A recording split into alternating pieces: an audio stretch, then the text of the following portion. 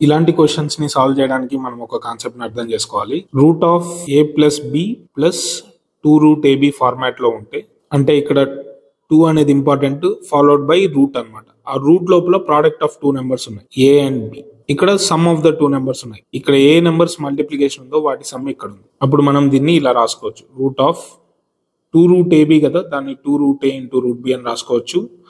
ఏని రూట్ ఏ whole square అని రాసుకోవచ్చు, బిని రూట్ బి హోల్ స్క్వేర్ అని రాసుకోవచ్చు.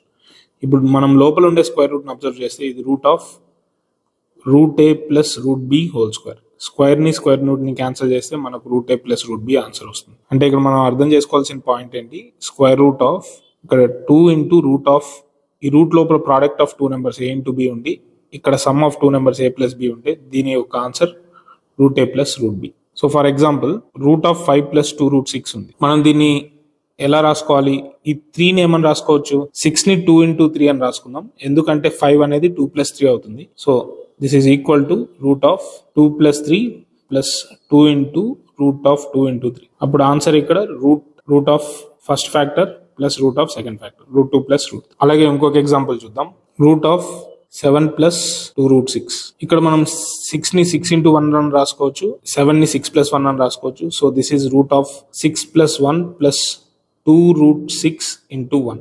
అంటే ఇక్కడ answer root of first factor plus root of second factor. అలాగే ఇంకొక example, root of 11 plus 2 root 30. 30ని 6 ఇంటూ 5 అని రాసుకోవచ్చు, 11ని 6 ప్లస్ 5 అని రాసుకోవచ్చు.